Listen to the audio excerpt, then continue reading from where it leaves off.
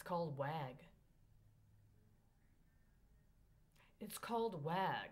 And apparently, whoever decided that they were going to test it also allowed something very similar to what I just witnessed the Supreme Court of Texas do.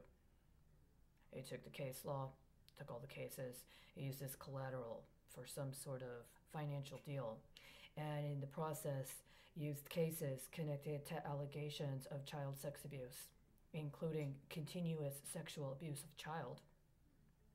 And they created some sort of other kind of derivative associations based on other kinds of refining techniques that projected images of sexual scenarios that if you're an impressionable 10, 11, 12-year-old, you don't know any better. It just may seem kind of weird, especially if you're getting to know about your own body. You're alone, maybe you see a dirty magazine somewhere, somebody shows you a dirty picture. You don't seem to think there's anything wrong with it because you're a little kid. And so these things are going on, and then you start having dreams about putting a plastic bag over your head and then tying a noose around your neck and then trying to see if you can hang yourself from the bar in your closet and how long you can do it before you pass out. And then you start thinking about doing some of those things that you see in your dreams while you're hanging with a plastic bag over your head and a noose around your neck from the bar in your closet.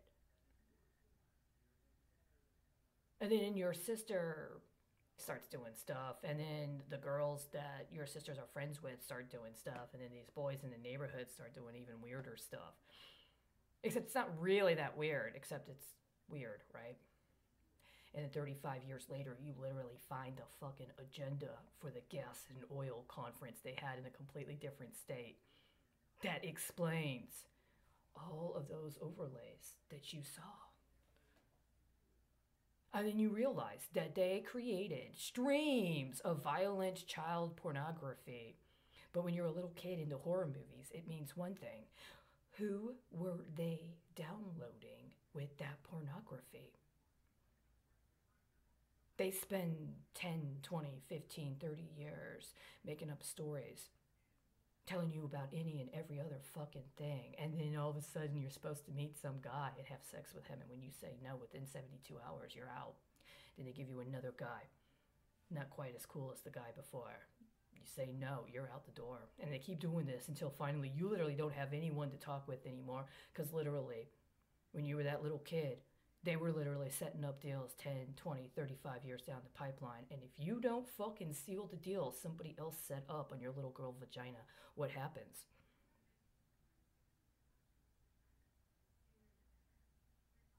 Securities fraud.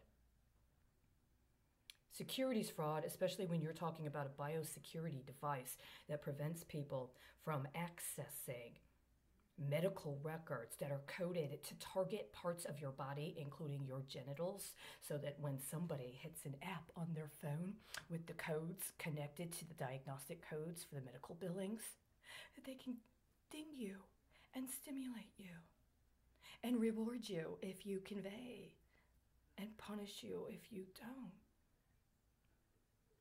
Securities fraud.